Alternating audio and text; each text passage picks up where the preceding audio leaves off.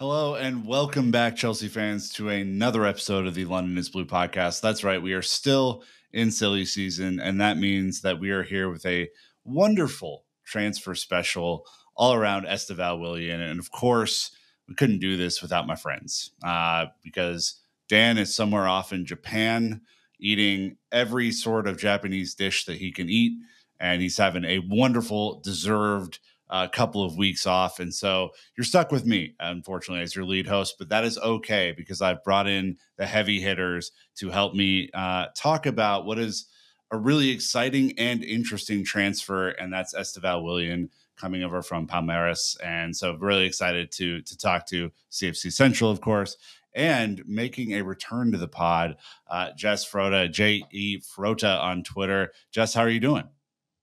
I'm doing great. Thank you for having me.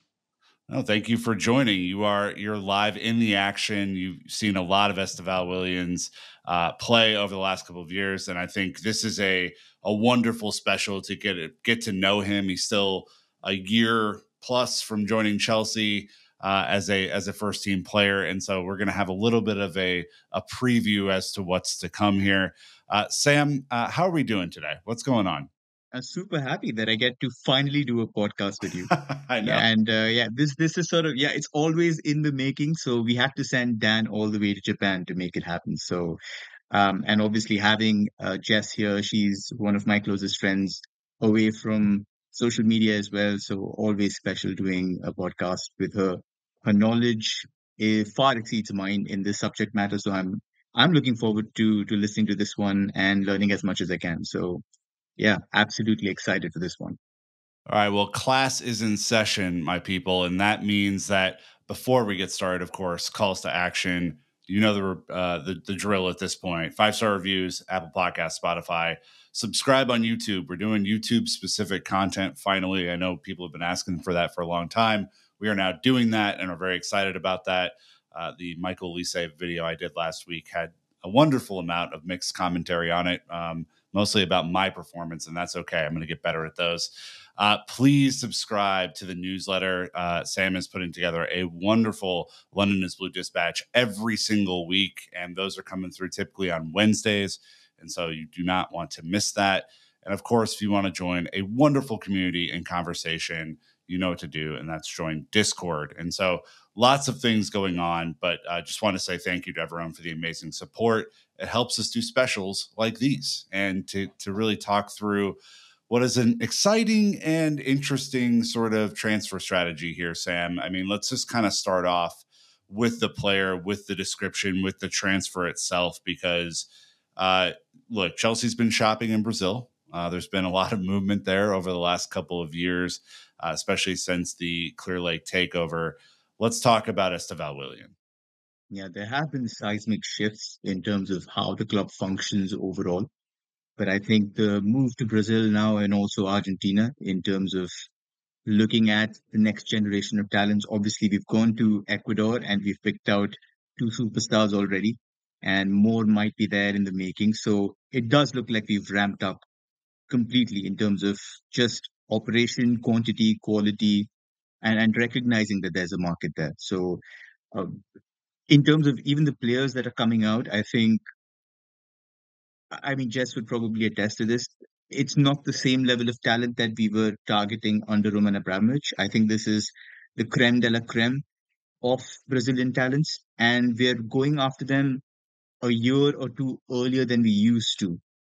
I think obviously the risk is amped up, and we're going to discuss about obviously the financial aspect of the deal because that's been widely discussed in terms of why would you pay, 60 million or whatever the fee is in terms of a kid who's 17 years old, and will he be able to handle the pressure, and is he worth it? But it just looks like the club seems supremely sure of itself in terms of putting that level of investment into a young talent. So optimistic, and hopefully we can shed insight in terms of why he's gathering so much excitement.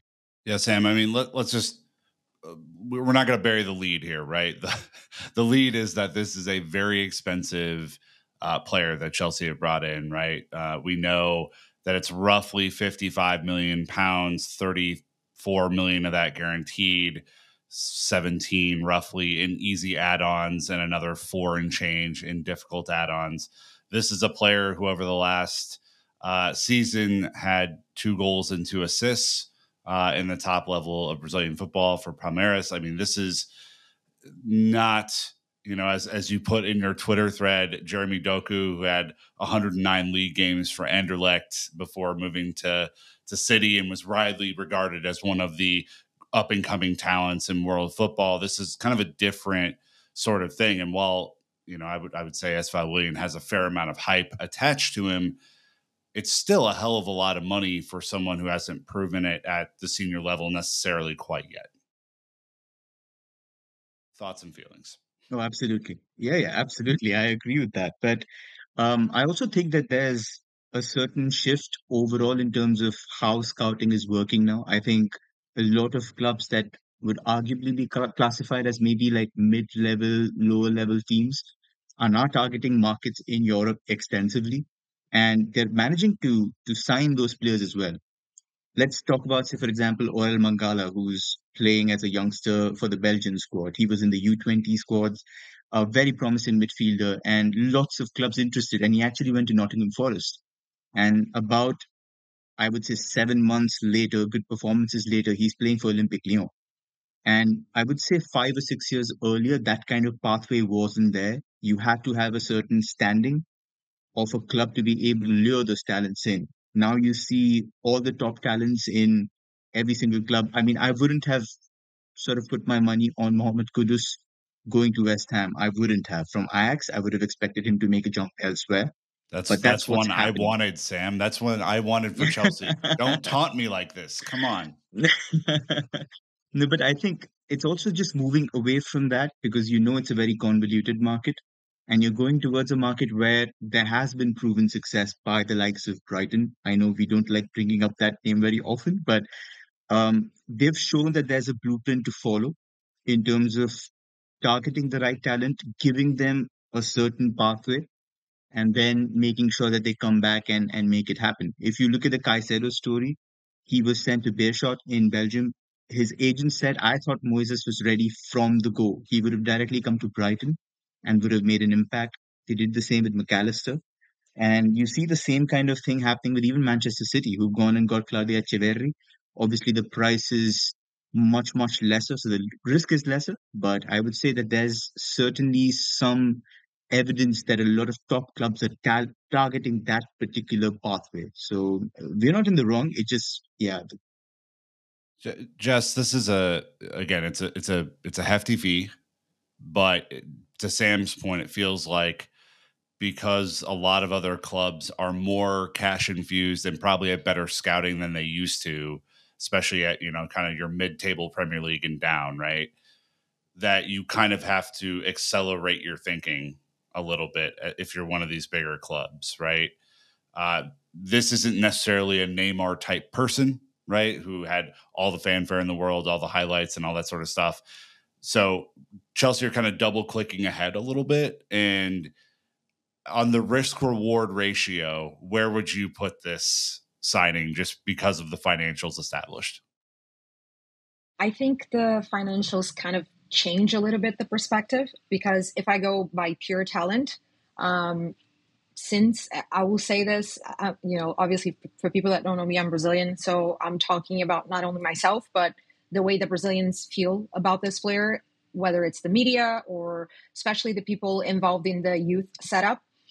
I think since Neymar, the amount of expectations on a player, I've only seen something close to him with Endrick and with Estevão now. So I've never, not with Vini, not with Rodrigo, just the amount of expectation put on a player this age and how he was unanimously loved and talked about throughout his youth setup, both Cruzeiro and Palmeiras, is something that I haven't really seen before. And it's funny with Brazilians because we love our academy so much. So if I'm a fan of a club, I'm going to fight tooth and nail for the players the academy produce. So there's also like a big rivalry amongst fans. So let's say for Vini Jr., Flamengo fans loved him, said he would be, like, hyped him up, said he would be the next big thing. And everyone else was like, nah, he's not going to make it. He's he's not going to make it. And there was like this war, and now he left and everybody supports him and wants him to succeed. But prior to he moved, it was just a big fight. And I think when it's a testament of the caliber of the player in terms of, at least in terms of talent of the youth player, when it kind of goes beyond the rivalry and the fans of rival clubs can just sit back and say, he's just good. There's not much he can say about it. And I see that happening. I saw that happening with Endrick, and I see that happening now. So just in terms of like the pure talent, I will say also in regards to the expectation that he has, he's probably the biggest talent Chelsea has tried to get from Brazil alongside Endrick, but we were unsuccessful. So in terms of the hype, it would probably be him. If we're talking about youth prospects, the money, it makes a little bit difficult, because when you have that amount of money for someone that is just breaking through senior football, it is very complicated, particularly, and I don't know if you want to get into this or not, when there is a change going from Brazil to Europe, because that is, people kind of underestimate how big of an impact it has. Not only you're away from the family, just the cultural shift. And this is something I can get into if you want to or not, but it's heavy. So it makes it a lot more complicated.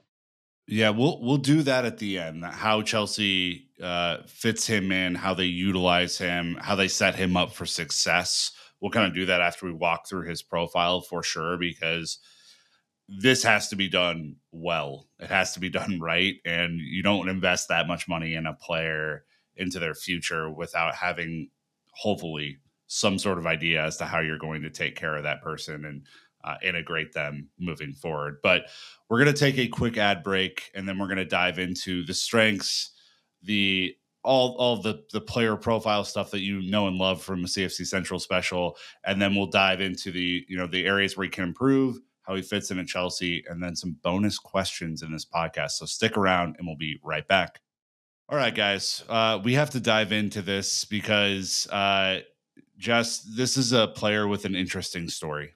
Right, we're talking about a 17-year-old who, again, as you previously noted, beloved at all levels of football, up to the senior level that he played last year. Talk about this player and his story and what makes him special.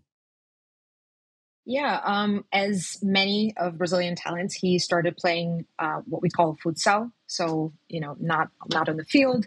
When he was 10 years old, he was playing for Cruzeiro, which is a big club here in Brazil. And he became the youngest player to sign for Nike, beating, I think the record was from Rodrigo, who previously beat Neymar. So, talking amongst, it's not a guarantee of success, but it just shows how highly rated he was at such a young age. And then when he was 14, he moved to Palmeiras.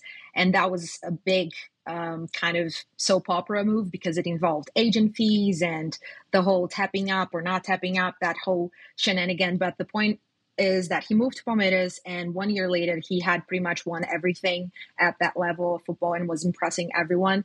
So his coaches back in Cruzeiro already kind of compared him a lot to Ronaldinho. And I think the reason is the same reason why he got his nickname after all, because we all know that he's nicknamed Messinho. And I think it just comes down to his dribbling and how quick he is with his feet. But I don't really see them as similar players in that sense. But he moved to Palmeiras and he started impressing there as well. And he actually went to Palmeiras at a time that it became like a diamond generation. So he was playing with the likes of Endrick and Luis Guilherme, who West Ham fans will know, just moved to West Ham. We'll be seeing him in the Premier League. So it was just such a good generation, and he managed to stand out. And even in the senior team, I would kind of recall his impact in the World Cup, the Under-17 World Cup. Brazil was not good at all.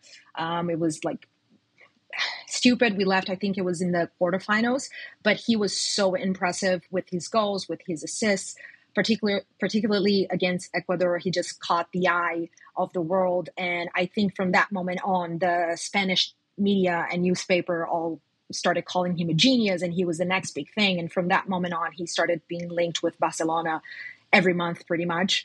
And I think for Brazil, the hugest impact would have to be the final for the U17 championship. Just he was unbelievable. It was against São Paulo, so a big derby. He scored a hat trick, as you will know, and Sam will explain, I think, further down the line. He plays, he's a left-footed winger, but he scored 2 goals with his right foot, 1 goal with his left foot, and just kind of showed his overall ability and how he just stand out.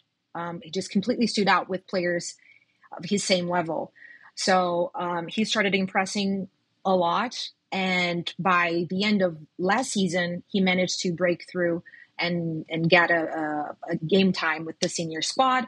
And amazingly, and I will explain why, he started this season as part of the men's squad and starting regularly. He already was able to score in La Libertadores, which is phenomenal, scored in the Copa do Brasil, which is similar to the Cup, and also for Brazilian, which is the league, already getting assists and playing very well. And the reason why I say amazingly is because if you follow Palmeiras manager, Abel Ferreira, the Portuguese manager, he is not big on giving a lot of opportunities to young players immediately. He will use it very, he will use the time that he has and just slowly bet them in. And you would have seen that with Endrick last season.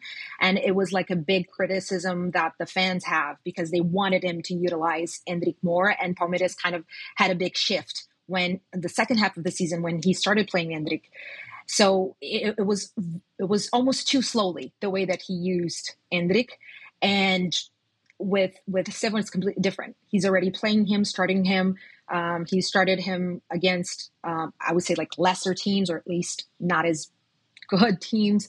But he's already playing the major club against the major clubs, the big games, the games that they have to win. He's already starting. So I think it's also kind of lucky for him and lucky for Chelsea fans because it came after Endrick. So it was almost like a shift in mentality for the manager to say, okay, I can trust those players. And at the same time, it's kind of a renewal in Palmeiras where the old guard is already very old right now. So you need to have a change. And Endrick is leaving and Luis Guilherme is leaving. So you have to trust him. So in terms of what you can expect for the, for the season coming on, I'm just very excited because of I think the responsibility that he's going to have to take on going forward. So I'm just very excited to follow how he does. And I assume that he has a wonderful supporting cast around him, right? From family and agents and all this sort of stuff to make this sort of transition into the senior team, right? Is no small feat at 16, 17 years old. Yeah, 1%. I actually think he was the third youngest player to break through from the academy to the senior team. He was 16 years old, same age of Endrick. Endrick beats him for only for a couple of months. So it's a huge deal. And I will say, people will say, oh, it's because he's the manager, he's trying to sell the player. And it's not true because he was already pretty much sold. The fee was already set at that point. When asked about the manager, they asked Abel a lot of times about this player. And he had the point to say, I have never worked with a player of this amount of talent at that age. And you're talking about a manager that worked the whole season with Endrick, who, in my opinion, is one of the best talents I've seen out of Brazil at such a young age. So it's just a huge testament. It's one more testament of the level that this player has. And those kind of quotes are kind of a constant throughout his history and the youth setup. So you go to the head of the academy at Palmeiras. He was asked this year. So Luis Guilherme was still in Palmeiras. Endrick was still at Palmeiras. He was asked to compare the three. And he was very clear and it's direct. When you're talking about talent and when you're talking about technical ability, he is the best out of the three by a long mile. It's just different. And obviously he is a year younger. So he obviously talked about the not so positive points that we're going to talk about in terms of his physicality and all of that Sam will get into. But it just shows how highly regarded he is in that world. We talked about the Nike deal. So it's just kind of, it's everyone that it's involved with the youth setup, just highly regard him. And I think that it also translates now to Brazilian fans, people that are watching Brasileirão. There's just something joyful when you watch him play. He kind of embodies the joga bonito, the samba, things that Brazilian likes to see. So it's kind of very exciting when we get to see a player of that kind of style, because you feel like, oh, this is my Brazil back. So it's fun. I mean, Jess, maybe if he was on this Copa America squad, Ronaldinho would watch. You don't even know. I mean, it's who's to say, really. I think it's a really good transition point, though, right? Because Sam, we're diving into the profile of this player, the strengths of which there are many, and a few weaknesses, right? Something areas of opportunity, maybe not even weaknesses, where this player can get better and live up to the immense amount of hype that he has. Do you want to touch on movement first as a kind of a left-footed right winger and kind of his typical sort of movements that he will have in a game? Yeah, the reason I put that point up on top is because in the past couple of years, I mean, you and I would know how many scouting pods we've done together in terms of going after wingers. So I've done Raheem Sterling, I've done Cole Palmer, I've done Noni Madueke, I've done Mikhailo Mudryk. And the first thing that you always try to watch with these wingers is in terms of just footwork, how good they are with the ball at their feet, how good they are under pressure. Then you move on to mental traits. Are they resilient? What happens when they don't get three dribbles right? What is the decision making there? The first time I watched Estevao, what really stood out for me was that he moved to attack space, not just for the ball. He's always targeting the right positions to be in. It's like he's already developed that off ball intelligence at the age of 15 or 16, which I would say is extremely rare in a player. You will often see him making high level runs, which a lot of young wingers don't make. For example, even Noni at his age, playing in the first team, you'd ask him to be in a certain position to capitalize on the other wingers' movements. He doesn't do it. Mudryk doesn't do it. But a lot of the times I've looked at sequences in Palmeiras and he's there. And it seems like that's intelligence on his behalf, and he's maybe somebody who's practiced that, worked on it extensively. So yeah, movement for me is supremely exciting, even more than his prodigious ball carrying, his dribbling. Love the variety in his movement. He often goes from the right flank, tries to cut inside his fullback and go towards the box. So he just bypasses the fullback and tries to go 1v1 against the centre back. Plays 1-2s. He'd often run in behind the last line, which you don't see wingers do. So I don't even know if he's a winger in the first place. I don't know if the scouts have looked at him and said, I don't think you're playing him in the right position. Maybe it's somewhere else. But he possesses those traits. And I think movement would be my number one differentiator for him. He's not your conventional ball threat. He's also somebody who's dangerous without the ball. The second, obviously, Jess talked about it. And we have to talk about how good he is with the ball at his feet. He's Joga Bonito. That's why Brazilians love him. He's unhinged. Let's just say that. I was looking at numbers. Yeah, I I don't know if that's want the an right word to unhinged use, player, but yeah. Sam. I need unhinged. Give me unhinged all day. Let's No, but go. no, but just out of curiosity, I was like, okay, I do see him dribble a lot. Like this is unusual. Obviously, you're relying on your eye test. So I just dug in for numbers and I looked. So last season in the Premier League, uh, any player with at least 1,000 minutes, the top dribbler per 90 minutes, not surprising, Jeremy Doku, 9 take-ons per 90 minutes. Now, I looked at Estevao, and he's only played like 400 senior minutes. But if I were to put it per 90, he's on 13.3. So he's dribbling, at a prolific rate, which I don't know whether, it'll happen here, but just the fact that he takes the ball and he's fearless, he runs at you over and over again, relentless. He loses the ball, doesn't matter. Give it to me again. I will go at you again. And he's just so good in terms of the deception he has. He can explode both ways, which is again something you don't see in 16, 17-year-old wingers. He uses both feet to dribble. So he's able to manipulate the ball in tight spaces. He's able to just move his feet under pressure, doesn't really mind being hit in terms of contact. So all things you'd expect from a senior winger who's had at least one season at the top tier of the game. But in his initial 400, 500 minutes in the top tier, he's showing all these qualities in spades. And that's something that I also noticed with Andre Santos when I was looking at him at Vasco, even though he was playing in the second division. People were asking me, why are you going to a division which is probably weaker than the championship and saying you have so much faith here? And I said, look, this is a 17-year-old kid playing with guys like Nene, who's 42, who's played at PSG, and he's barking orders at him. He's saying, give me the ball, I'm going to build up. And that doesn't happen unless you have a certain level of mental fortitude. It doesn't happen until you trust yourself physically, mentally to cope.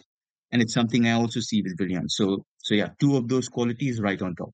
Jess, I'm coming right to you. Do you think that mentality that Sam just spoke of is a product of being so demanded of at a young age that like you would have to just harden your mind at that point and become really a critical part of not only the beautiful game sequences, but also in tracking back and demanding the ball whenever we get it back, like all that sort of stuff?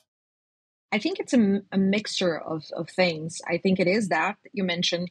It's also the personality, and it's also the ambition. He is a very, very ambitious player. And there's, again, I keep talking about the head of the Academy of Palmeiras because he has some very interesting quotes when he talks about not only Estevao, but the whole youth setup. And he has an interview where he says that the mentality often separates the players because when the players are so talented, but they don't believe in themselves, it doesn't go any further. And he highlighted Endrick and he highlighted Estevao as being the type of players that they are good, but they know they are good. Not to the point of arrogance, but just the point of belief in themselves that they're going to make it and they're going to do everything in their power to be able to show that they can make it and to prove that they can make it. So you need a lot of circumstances to make that happen. Talent, mentality, also the support of the family, which is something that you mentioned before, which he has.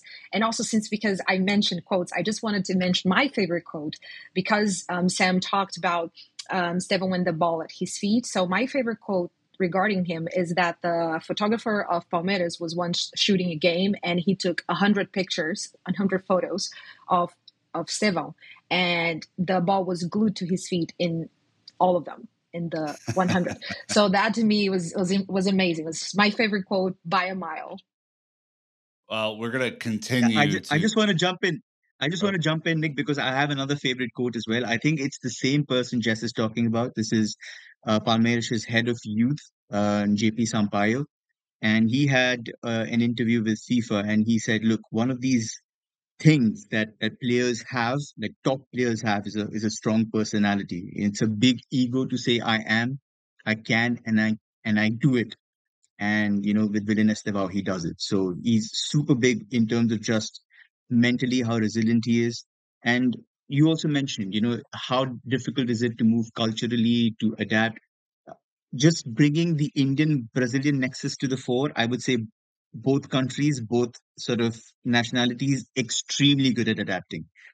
I would probably say the toughest place to adapt would be winter in Russia. And in 2008, 2010, Shakhtar Donetsk was dominated by Brazilians. Willian was there, Luis Adriano was there. They won the UEFA Cup. These guys are seamless. They are absolutely brilliant at adapting to any climate, any language. So again, it's a mentality thing, and Brazilians are super suited to it. So I don't think it'll be any issue. Can I just add one thing about Brazilian meme? I don't know if you know, we have a saying that the thing with Brazilians, it's not that we don't find it hard to adapt, because we do. We have a period of adaptation, but is the fact that no matter where you go in the world, a Brazilian will pop up. So no matter where you go, there's going to be at least one Brazilian, and they'll keep you company, and you'll be able to make your own little family in that. So it's just Brazilians popping up. It's great. We always find support. And we will find more support for this player right after this ad break coming up. We'll be right back. About as seamless as an ad break can go there, Sam. Let's continue to talk about this player's attributes, moving into kind of agility, creative vision, set pieces. Take it away.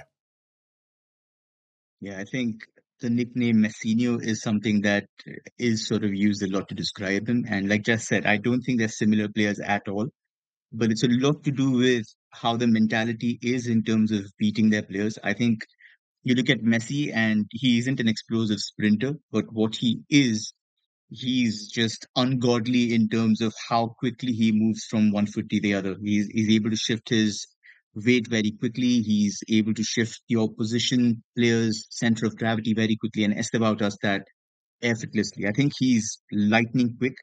I would say in short distances, like comparable to Mikhailo Mudryk because he's so lightweight. Mudryk probably better, stronger over longer distances, but in terms of that initial first or second step that you need to create separation, Estevao is brilliant. And again, he adds that high flare kind of issue. He does step overs very, very frequently. And the best thing is he does not premeditate at all. I think there's a certain assuredness that he's going to read what the defender does rather than saying, I'm going to do three step overs and go to the right. Instead, he waits for the defender to slip and fall on his bum and then shifts it onto his stronger foot. So very intelligent, somebody who's again very switched on to opportunities that open up rather than trying to make a decision 5 seconds before it happens, which I really really like. And the last two strengths I would like to say, one thing is perhaps the fact that he's just about getting into senior football. Like there are glimpses of him being a creative force. Mm. Up until the last game, I was looking at his creative play, his attacking play, and he does take risks. He's a high risk, high reward kind of creator. A lot of the times he spams balls when he's not supposed to, which is fine. But there are also high level opportunities which he executes brilliantly. There are through balls to Endrick, and obviously helps when you're playing with a player that you've played in the youth setup with, so you have those existing relationships in the senior team. But trying to pick passes through the center, trying to go out wide and pick far post crosses, great variety of dangerous deliveries. I think he needs to figure out the right balance. But again, that'll happen as and when he adapts to senior football. So but I do think that there's every chance he creates a certain dimension for himself as a very, very good creative force. And just to give you an example, Nick, of how quickly this guy moves, I was writing down one of his weaknesses. I'm like, every time he goes to his right to try and target and hit the byline, his delivery is not good enough. And last game, he picked out two assists, both with his right foot. So I was like, this guy is different. He's just meteorically rising. And so I've had to erase stuff from my scout report saying no longer a weakness. He's proved me wrong. So, that's how quickly he's growing or he's improving. So that's really good. And I expect certain things to change further on. I saw him take some very good direct free kicks, some very good corners for the youth teams, not really translated well to the senior team. So there are times when he's moved away from corner duties and he's been asked to do what Mudrik was asked to do, just stay at the back, make sure you're defending transitions. But I do think as and when he gets more confident, he will be given those opportunities further on. So penalties, I think he's a supremely good penalty taker, very Right. composed, ice cold, which will be an asset. We do have Cole Palmer, but in a penalty shootout, and you've got already four guys who are fighting for the ball publicly, no shame in it, and then you've got Cole Palmer, then you've got Estevao. So that's sort of optimistic for me. I don't think we're losing. We're becoming like a South American German team on like penalty shootouts, which sort of like makes me Right. very happy. So Look, in a penalty shootout, we've seen you got to have killers when you get into those tough moments, and you cannot have too many players who are really good at penalties. One part of your scouting note that I picked up on, and I'm curious. We'll probably touch on this as to how he fits in at Chelsea here in a little bit, but you said that. You pulled the quote that he said, "I can play on the right, but I feel more comfortable floating in the middle, so I'm closer to the area. I can turn left, right, and it's the place I feel freer." And then you made the comparison to Angel Di Maria, who of course has all the skill forever in that left foot, but certainly can drift into central areas and do a whole bunch of different stuff. Is that like the projection for him, Sam? Is more of a 10, more of a creator, and less of a pure right winger, or is he gonna evolve his game at right wing? yeah, I think that's going to be the big question. I also, the first time I saw him, and when I sort of started writing the notes, the one thing that really stuck with me was how closely, in terms of maybe skills plus tactical fit, he looked to an early Ousmane Dembele when he was at Dortmund. It was just an attacker who was trying to be explosive on the wing, very two-footed, able to explode both ways. And coaches before him tried playing on the left-hand side, tried playing him on the right-hand side. And Tuchel said, look, you're not supposed to be, hemmed in by the touchline. So what I'm going to do to you is move you inside. And the things I saw from Ousmane Dembele as a 10 or an attacking midfielder surprised me as well. I didn't think he had the work ethic. I didn't think he would have that level of passing or vision. And he was instantly pulling out through balls for Aubameyang. He was moving into spaces. The way that he was breezing past central midfielders, incredible. So that one comparison has always stuck with me. Obviously, Dembele's acceleration and the way he explodes is, again, I would say top, 0.1%. But just in terms of that tactical fit, yes, he does remind me a little bit of that. Di Maria also extremely tricky on the right hand side, but again, floating inside, had Trivela passes, also depended a lot on his left foot. But I think Estevao's got the ability to pick those decisions with both his feet. Right is very, very good as well. So maybe in the future, he functions somewhat in a position that Thomas Tuchel said was a half winger. So in the half spaces, has the freedom to move to the right hand side, but also can drift into that number 10 position. Sort of what you see with Jamal Musiala. As a left winger, comfortable, can beat players, can come inside, move into those central positions. I think that's where his future lies. Jess, do you agree with that synopsis as to where he might end up? Yeah, I agree. I mean, because we also got like Kendry Paez, when I had like, you have to choose who goes on the right, who goes in the middle. I tend to choose Kendry more as a creative force and Estevao more on the wing, just because I love Estevao's ball striking. I think he's brilliant with it. He has to change some stuff about his in-box movement, but in terms of just his shooting technique is great in my opinion. So I tend to go with that. But where I think he thrives the most is definitely on the half space, and it's great that he mentioned Angel Di Maria, because the Brazilians analysis that we talked about, we see when we see Brazilian pundits talking about him, it's always a comparison to Angel Di Maria, and it's kind of like, at least the way that he is portrayed here in Brazil, as obviously not the same level, just in terms of playing style, as Angel Di Maria with sprinkles of Neymar, as opposed to Messi, which is his nickname, the one that he doesn't really like, but yeah. Can we just talk about the Argentine influence here? I mean, we have Messinho and we have Di Maria comparison. Is this sacrilege? What is happening here? No, with Brazil and Argentina, it's very funny, because we do have a lot of respect in terms of football, in terms of the history and the players. We love Maradona. We do. He's fantastic.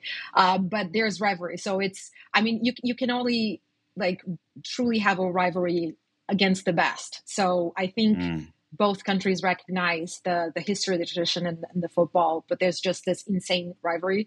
For instance, I love Enzo. I absolutely adore him. If you know him, I think he's a phenomenal player. I want him to lose every time he plays for Argentina, and that's not going to change. And I want him to have the worst game of his life every time that he has an Argentina jersey on. But that's just how we roll. And I still find him to be one of the best midfielders in the world currently, in my humble opinion. I think he's fantastic. But anyway, that's a different point. One thing that I would like to mention, because we talked about Angel and I mentioned sprinkles of Neymar. One thing that we haven't talked about, and that I think it's special with Estevao, is that even though he is a flair player and the samba and joga bonito and all of the things that we love, I think the reason Brazilians love him so much is because his dribbling, although it's always unpredictable, there's always like an end game. He uses the dribble to gain something. It's not something that he does without reason, just for dribbling. And because that's something you see with Neymar and you see with Ronaldinho a lot, where you just dribble because they want to make the other player look bad, or just because of the joy of the game. And so far, Estevao, when you see him dribbling, it's usually, I would say, 9 out of 10 times, or even 10 out of 10 times, just because I don't want to make any mistakes. But it will be because he wants to achieve a certain thing. And for me, that's that's easier to translate when you're talking about English football, because not a lot of people that watch the Premier League really like the joy for joy and just making the other person look bad. It's not something that, even I think in Europe as a whole, you see also in Spain, it's not something that people have a patience for, at least not the same patience that Brazilian do.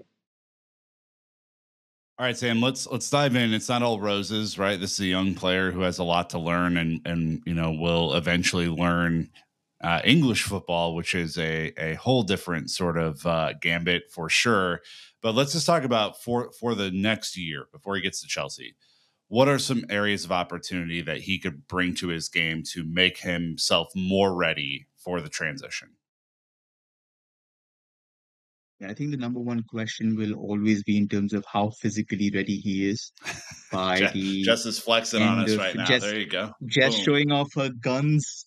Yes, I mean that's an example to follow. But yeah, I think that's going to be the number one question. And I also would say that if you look at um, the other clubs who've come in for the Brazilian talent. So Endrick going to Real Madrid, who have, I would say, an insanely good record at pulling off Brazilian talents and converting them into absolute geniuses. Rodrigo and Vinny both physically extremely good. Obviously, they are 1v1 demons and extremely reliable when in those wide situations, but they're also sturdy. They don't go down easy. And we do talk about La Liga being less physical, but even in the biggest stage, they tend to hold their own. And you look at Luis Guilherme, who's also gone to West Ham, and West Ham is no place, especially under David Moyes. You would talk about maybe Lopetegui coming in and changing the style of football, but you look at everybody at West Ham, and they're just thugs. They're just like pre-Brexit 4-4-2 kind of situation where everybody has to be strong. And Guilherme is very good. For his age, I would say him and Endrick both are physically more developed than Estevao. And I think that's why maybe like a lot of clubs were a little uneasy over it. Barcelona wanted him very badly, but didn't have the money to do it. But perhaps that's why Real sort of like stood off and said, we don't know how he goes physically. His height sort of like a question mark, because some places say he's 5'7", others say he's 5'9.5", but he's 62 kilos. That's super, super light.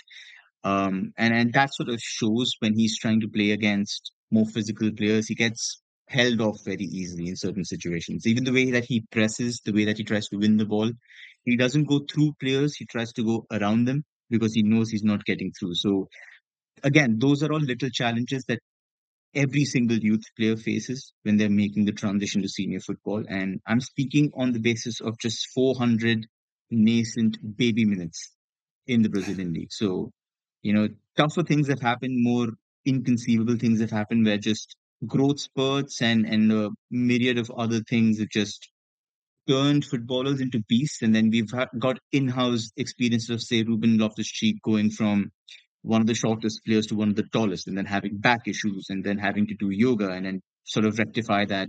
Pulisic, for example, somebody who wasn't injury prone because he was a bad trainer, but just some inherent issues that gave him soft tissue injuries. So those things happen in football, and maybe that's why the uncertainty was there. But right now, it just looks like he's a little lightweight. So I would say that's one to watch, especially because we've put it out publicly that he's going to join us next year. Yeah, let me just pause there, Jess. I mean, obviously 17 years old, not a fully grown human being yet. This is still a boy, not quite yet a man. So in that respect, and kind of amongst his peer group, do you think that there's going to have to be significant kind of strength training that goes on with him to get him ready for the league? Yeah, and I think he's already doing it in interviews. He always mentions, and the head of the academy used to mention last year and mentioned again this year. The manager mentioned this year how he is, doing the physicality aspect of his training, and also a personal thing of his that he wants to improve his his usage of his right foot. So it's something that you will see more and more of him trying to shoot with his right foot instead of the left, just because he wants to perfect it. And I would also point out, because you're talking with someone that is a huge Kendry Páez fan, and I had the opportunity to talk with you guys on the David Washington, and it ended up being a I love Kendry Páez episode because of just how highly rated. I just think he's fantastic. But by the time that Chelsea got him, he looked very, very thin. And if you compare it to now, it's just he looks like almost like he gained a lot of weight and a lot of muscular mass. So, during the age group, it's something that happens very fast. So I'm interested to see where do we end up at the end of the season. And this is something that I just, if possible, would like to point out. People try to compare the two and say that one is readier than all of that, trying to diminish one another in terms of talent. And I would just like to point out, I love Kendry, but he has been playing senior football for a while now. He's been playing it since he was 16 years old. You saw the change in physicality from him. And Estevão is taking that step now. And it's not so much a question of talent, but also of involving the league that they're in and the club that they're in, and the fact that, when you're talking about Estevão, you're talking about a club that won multiple league titles, that won Libertadores, and it's kind of harder to break through when Kendry is possibly the most talented player that they had. So it's not diminished to Kendry in any way, shape, or form, but there are different players to look at in terms of their trajectory. So it'll be very interesting to see how he looks. And obviously, the more that he plays senior football, it tends to shift more and more, both physically and also the way that he adapts to that sort of football. Sam, the other area just to jump in, Nick. Go for it. Yeah, sorry. Just to jump in on Jess's point, I was actually watching Estevao last November in the World Cup, was it? Or yeah, it was the under 20. Which competition was it? I think the World Cup was going on. The under 20 World Cup was going on, and he was playing like the Argentina match that she mentioned, where Estevao got 2 goals. Sorry, the Ecuador match where he got 2 goals, and it was against Argentina that they got knocked out in the next round. And I was watching them play against Ecuador, and I was like, where is Kendry? And Kendry was actually playing for the senior side, Independiente del Valle. And then after that, he moved on to the senior side for the World Cup qualifiers. At 16, he was playing and starting as the number 10 of the country. So when Jess says that, you obviously comparisons will be made because they also play in the same position, they're also at vastly different points of their development. And if you give the same amount of exposure to an Estevao, then obviously we are probably like in a fairer place to compare where they are. But right now, both of them supremely talented individuals, and I think it's just to our benefit that we can enjoy them both. The other, I was just going to mention, Sam, before you went on there, the other area that you mentioned that he could improve quickly is the shooting and box influence. This is an area where, potentially taking a few wayward shots here, maybe a little excitable at this age for just ripping at goal. Can you talk about what the evolution will look like there? Yeah, again, when there were games and sort of shot samples that I was looking at academy level, at youth level, I think he's a lot more confident in his decision making.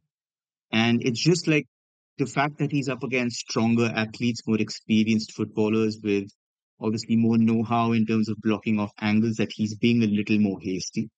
And I think that'll sort of improve over time. I have absolutely no doubts there. But yeah, the shot size sample that I have, say, over the last year, when I was looking at data, it's a lot of shots between the 0.1 and 0.2 expected goals range, which is less than a big chance. So there are at least 120, 130 shots in that range. And there's almost nothing in the 0.3 and the big chance category. So that either tells you that he's not getting a supply of big chances, or the fact that he doesn't want to be there and he's just shooting whenever he gets the opportunity. And both of them sort of give you a scope to improve. His box touches are also quite minimal. He's around the 3 range. If you look at Noni Madueke, he's at thrice as much with like 9. Sterling gets 8. Mudrik, who's against a question mark, gets around 6.5, 7 a game. So when you have somebody who's got that level of control in tight spaces, you would arguably want to push him closer to the box. And the more touches you give him in that zone, I think the better he gets.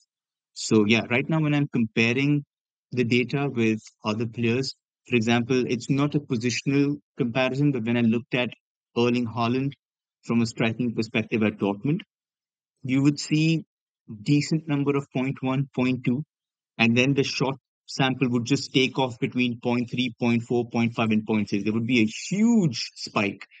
And that just told you that the player was very good at sort of knowing when there was a big chance there and shooting there. So I think we've just got a player who's raw, who's not able to make that distinction. I think he's got every chance to, with his dribbling, with his ball manipulation skill, to turn a point 0.1 shooting opportunity into a point 0.4. And it just has to be time and patience and sort of like trusting himself in those positions. So it'll improve, no doubt. Jess, you agree with that? I agree. And I'm because obviously I talked to Sam a lot about Brazilian football and all of that. And what he mentioned kind of got me thinking to Palmeiras' last game against Vasco, the one that he got the first and his second assist in Brasileirão, which was the last game that they played. And I was watching the game and just seeing some of his decisions and thinking about if that was the first game of the season, he wouldn't be making those decisions. So for me, it was already like a step in the right direction. I could already see him making better decisions. And I think, as Sam said, it's just something that it's going to come with time and with training. And people can say a lot about Abel. I actually am a fan of Abel. I think he's fantastic. He's a winner type of manager. And when it comes to the tactical aspect of the game, he is incredible. So the discipline with his setup is fantastic. And I think that it's going to be very impactful for Estevao. I think it has already been great. And you can already see the trajectory in terms of his decision making. And areas where I think that maybe he would try to shoot before. Now he's looking for a pass and stuff like that. I would also like to say that I kind of like that he always looks to shoot, because I really like a direct winger. For instance, we got Angelo, who I also really like. But when we got him, the area of his game that he needed to improve was his shooting. He always looks for the pass. He never looks to shoot. Even when you're like in your TV screaming, shoot, he doesn't do it. And unfortunately, we saw him have a really good spell, but it's still an area of his game that he needs to develop. And I'm just happy that we won't have that problem with Estevao most likely. So I just like that. I don't want it to go away completely. Obviously, making smarter choices and all of that, but as Sam said, will come with time and maturity and all of that. But it's just something that I quite like about him. Let's do a little bit of projection here, right? And get into some rapid fire questions as well. Project forward how Estevao fits in at Chelsea. I'm gonna pass this first one to both of you for a quick response. Is he a right winger or is he a number 10? Sam, you're up first. Damn, that curveball. Okay. I would definitely say he's, like Jess said, maybe like the best in the half spaces. So almost a Palmer-like position where you can allow him to be on the right-hand side, but there's a lot of influence to be had when you push him centrally. So maybe there is a right-sided 10, a right winger that allows, has license to drift in. I think both those roles, more than positions, would benefit him very well. I don't see him as a centre forward at all. I don't think he can be somebody who's a conventional 9. Although I would love to see somebody like him play a false 9. I think with a two-footed kind of personality where he's able to pull out centre backs and with that footwork explode past people, I think that would be quite incredible. But yeah, even like Nico Jackson, you look at him and you're like, he was a winger, and he instantly after that initial start completely looks more like a 9 over the season than he did a winger. And then you can obviously look at that trajectory and say maybe there's a shot there. But you would want to give him a very stable pace, give him the position that he likes. So I think a right winger with opportunity to come in, and the fact that we're targeting so many of them is a good sign for me, because I think a stronger side effectively looks like the right hand side. You've got Malo Gusto and Reece James, both very aggressive. You've got Cole Palmer, Estevao, Kendry, possibly Michael Olise. Conor Gallagher, There's that name. Moises Caicedo. Yeah, I mean, those are some heavy hitters on the right hand side, and just will attest to this. Like Palmeiras also have a right side bias. They have Endrick, they have Rafael Veiga, who both drift to the right.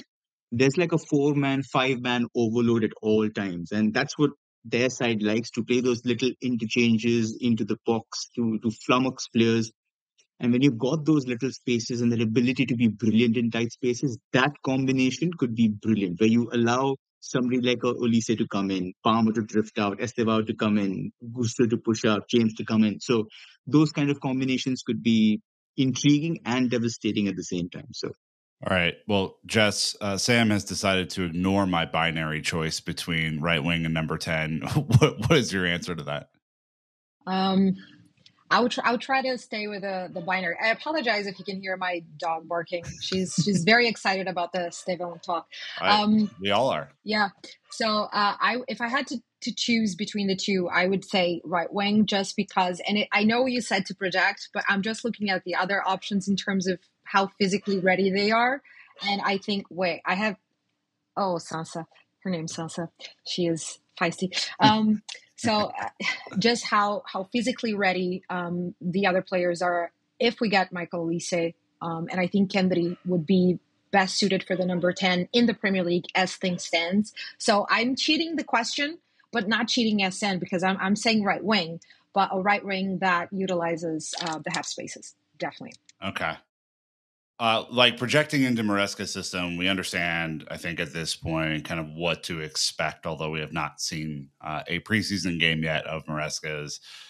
It's going to be a lot of possession. It's going to be possession in tight areas. It's going to be a lot of off-the-ball runs and congested defensive setups. It's going to be a lot of pressing and tracking back and trying to win the ball back. So, kind of offense is the best defense sort of mentality here.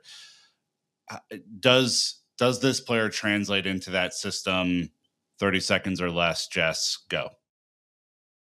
I'll answer in one. Yes. Done. Wonderful. Okay. No, it is. I think because one thing that Sam mentioned before that I think it's very true to who he is as a player is his movement, and with and without the ball, the way that he reads the play and his creativity without the ball. He's always at the right place, the right time, and I think that's wonderful to have in a system where you're trying to keep the ball and maybe like win against a low block and create opportunities. Mm-hmm. So he can be an outlet for that. So 100% would say yes for that. Sam, you mentioned that he's a high risk, high reward player. He loses the ball. He wants to get it back. He wants to go again. Does he have the defensive nous to lose the ball, get it back, go again consistently in a 70+% percentage system of possession? Yeah, in short, yes, I completely agree with Jess. I think in terms of Maresca's system, a lot of emphasis on 1v1 wingers. So if you look at Mavititi, if you look at Fatabu, very, very direct. I think the emphasis was on them to score. And you have to also keep this in mind that the fullbacks are not allowed to overlap. So there's ridiculously low support in terms of trying to give your fullback a problem. So you have to have wingers who are ingenious on the ball, have solutions, multiple solutions, can be devastating on the ball. And Estevao sort of ticks those boxes. Is he defensively active? Is he industrious? A resounding yes. I think his work ethic is very good. Does he have the nous right now? No. I think he struggles in certain situations in terms of pressing. I think while tracking, he's had some harsh lessons in terms of losing his man, and the wing back has gone on to score. That has happened on at least one occasion. And I think he needs to be more switched on in terms of not just the responsibility, but also that there's a dual benefit. Because as a quick winger, if you're starting from deeper positions on transition, there's more space to attack.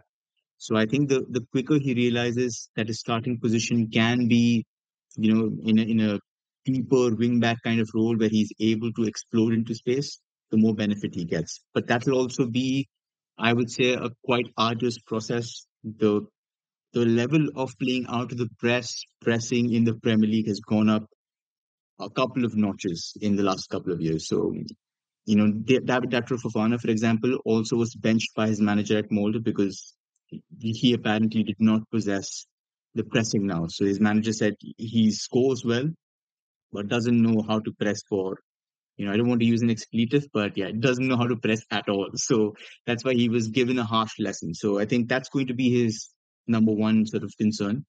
How well can you adapt to the quality of the pressing and defensive work? All right, I'm coming back to you, Sam, for a quick question on, obviously you just mentioned a bunch of names: Palmer, Nkunku, Jackson, maybe Michael Olise, Mudryk, Sterling, Madueke. Like, there's a bunch of players here. Let's just take three for now, who I think are going to be the starters this season: Palmer, Nkunku, Jackson. How does this sort of player fit with these other types of players? And do you see direct connection straight away, or a significant betting in period to get acclimated? Yeah, I'm not going to lie. I was a little surprised when the plan was just to get him in 2025.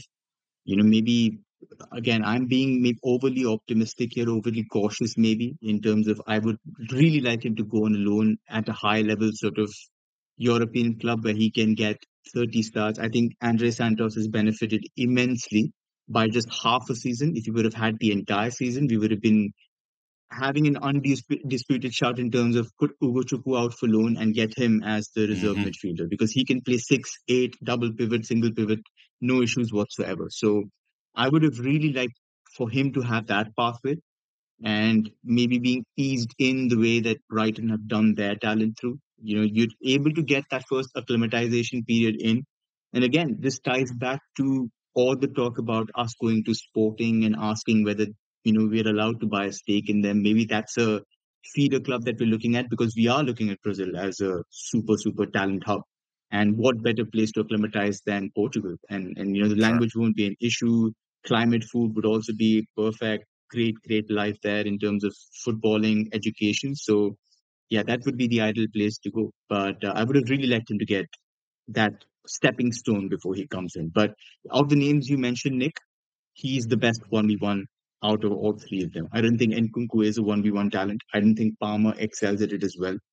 He's somebody who's great in terms of maybe in the central position, but 1v1, not highly effectual. So I would say he's the most exciting and most unpredictable. So if you do have a 1v1 threat on the right hand side, it'd probably be him or Madueke. Interesting. Okay. And Jess, final question for Fit at Chelsea. While we're just projecting, and I think just based on previous commentary, are talking a little bit about Kendry because he's the other one. These are the two starlets that are coming in. How does he fit into this scenario with Kendry, who I guess would be coming at the same exact time, right? I think the easier answer, or just the most obvious one, would be to try to play Kendry more centrally and Estevao more on the right. I think their attributes kind of complement each other. I said that before. I don't think they would block each other's paths in any way, shape, or form. The problem is they're not going to be the only ones, right? So you have to look at the others. You have Omari still at the club. You have Noni. We might get Olise. So I think the question lies with what you're going to do with the other players, because you're talking about, in my opinion, and I will say people might take me way too seriously, but I mean it when I say it. In my opinion, the two of them outside of Endrick, because Endrick moved before, right? So Endrick, it's already a Real Madrid player. The two of them are possibly the most exciting prospects in the whole of South America, followed maybe by Echeverri from Argentina. So you're talking about players that are very, very highly rated, not only like in Brazil, you're talking about South America as a whole. So, and particularly with Sevan, because of the amount of money that you're putting down, when you invest that amount of money in a player, you have to make it work, right? So you have to guarantee the best way possible. And I think that Chelsea went for not only Sevan, but Kendry, trying to make them like the images for South America, right? So trying to really make them blockbuster signings. So the question is, what are you going to do now this summer and before 2025 to ensure that you have the right environment for them to thrive in? And so I think that question is going to get answered, piece by piece. We have to see what we're going to do this summer and the summer next to this one. And I know that people and the reports have been that Chelsea wants Devon to be immediately integrated. They want Kendrick to be immediately integrated, but I don't know if it's as simple as that, just because we have been here before where it's kind of hard to maybe sell a couple of players, and players on huge wages don't want to leave, and you have a lot of other factors. So I just don't know how realistic it is. I hope it is. I hope it happens. I really do. Just because, and this is a problem with Brazilians, and I mean Brazilian players and Brazilian fans of football. It's very hard for us to understand the loaning system. And objectively, I can't understand how good it is for a player like, I said, David Washington, when he wasn't ready, he needed a loan. But for a player like Andre, with my Brazilian eyes, he would have benefited more playing at Chelsea and staying at Chelsea and being nurtured. So Brazilians like to feel special, and that's just how it is. Where we you'd like to feel wanted and to be slowly integrated with the first team, which was something that we saw with Vini and Rodrigo and how does so well. And maybe that's why we're seeing the reports that Chelsea is trying to do what Real Madrid did, just to have that sort of approach. So I'm just intrigued to see how things develop. But obviously, they need game time. When you're talking about a player at that age, you need to ensure that they're going to have adequate time to develop. So that comes the European competitions and the cup competitions. And so I know it's almost like a non-answer, but that's just, there are a lot of factors involved, fortunately and unfortunately. All right, we're gonna round this one off with the most rapid fire questions that we have, and I will just toss them to both of you as we move along. Jess, first one's from Flip. Do you agree with Palmeiras manager that Estevao ceiling is or could be higher than Endrick's? Oh my gosh. This is so hard. I'm not going to answer that. Can I explain I know it's said quick, but I need to explain this. Here's the thing.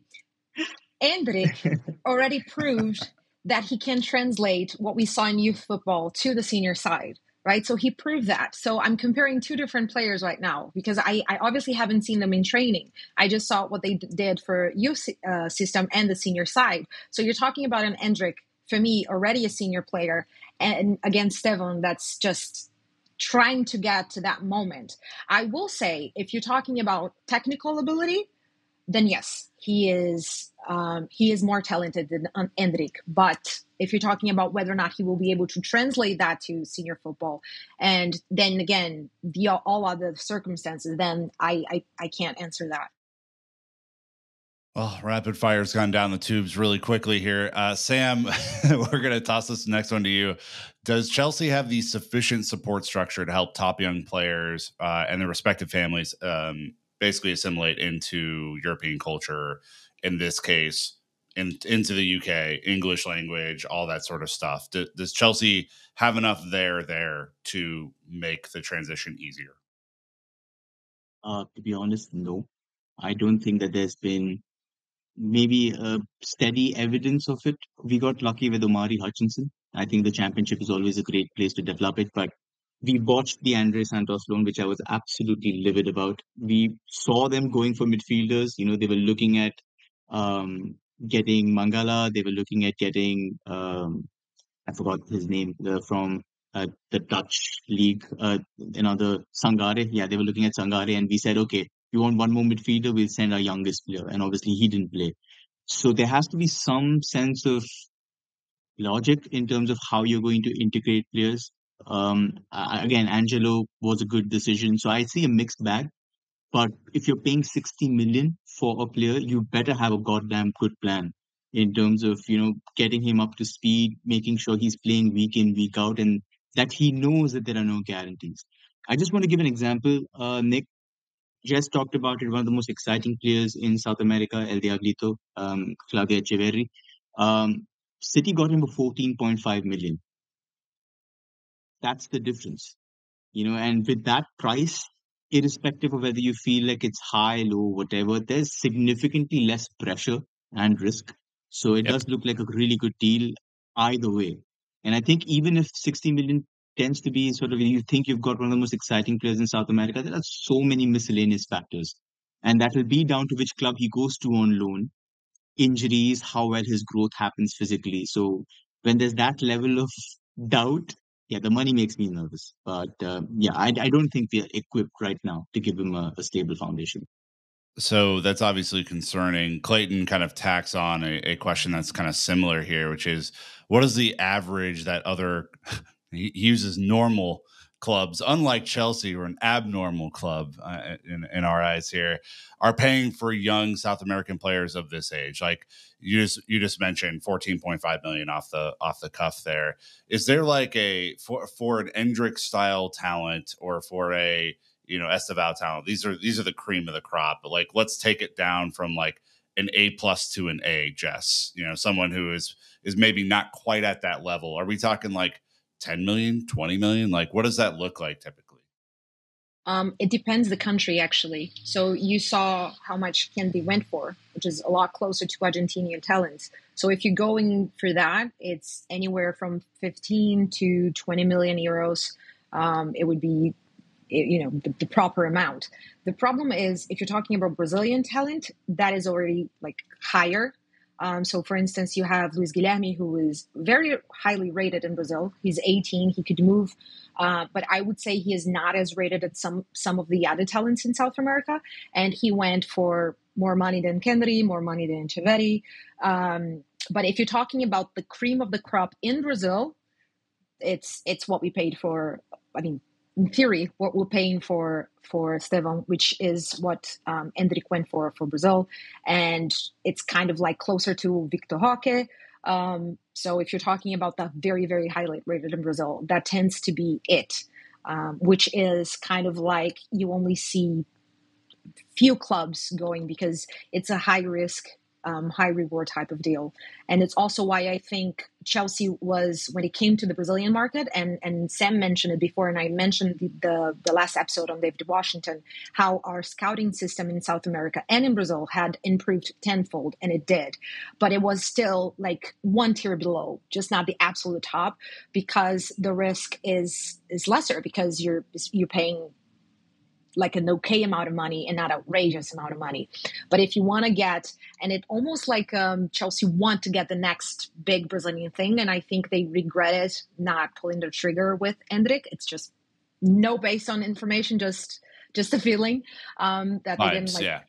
Yeah, so they didn't want to miss like the next big thing, and I think that's why they were just so intent on getting Estevão. Sam, you wanted to add something here? Yeah, I think Jess made an absolutely fantastic point. I think the owners, whenever they've gone on to certain financial forums to talk about the club, they always talk about portfolio. They always talk about like profiles, and I think the link between Chelsea and Brazil has sort of like been severed over the past 4 or 5 years. And whenever a Brazilian player has come and done well, like even Willian, for example, we loved him. We absolutely adored him. David Luiz, the profile that Chelsea's had in Brazil has been absolutely tremendous. Yeah, so I think it's important for us to have, a stellar name from that market, that region, to give the Brazilian fans sort of like something to invest in. That's going to be a big part of us. Maybe like a preseason happens there. Who knows?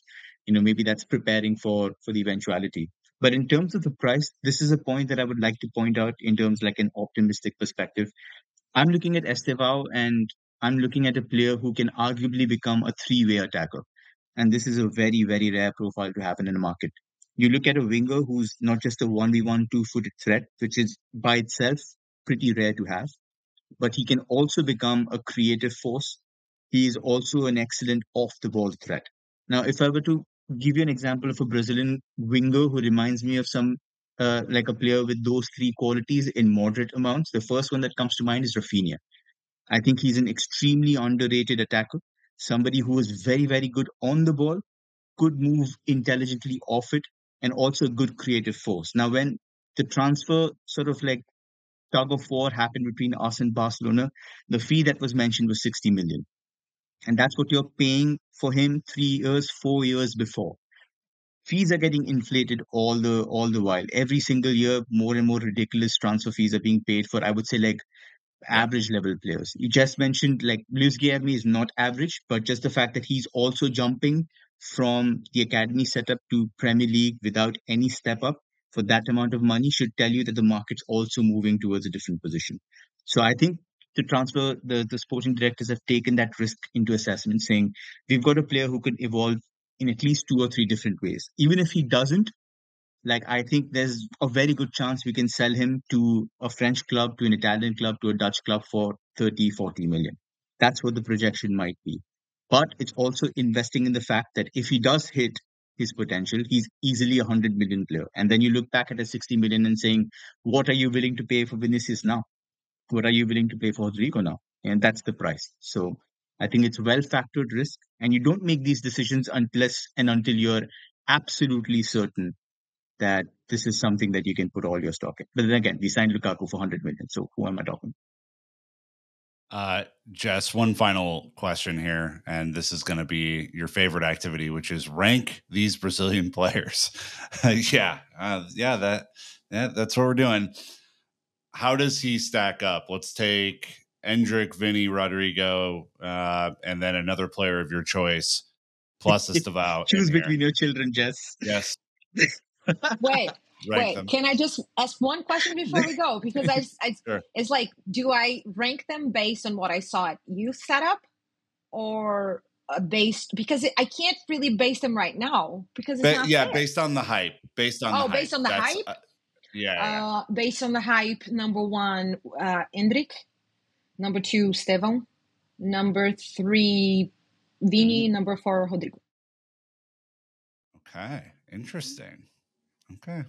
Well, look, guys, this has been a ton of fun, and I'm glad that we've had a few laughs along the way, and that you guys have done an incredible job of breaking down a player who, if you do not follow Brazilian football, you might not have known this much about heading into the episode. So please go thank Sam and Jess, respectively. They will be tagged in the episode on Twitter and Instagram. So go thank them for their incredible analysis. And look, we're going to be back all summer with more transfer updates and all sorts of goodness as we head forward. But until next time, Chelsea fans, you know what to do. Keep the blue flag flying high.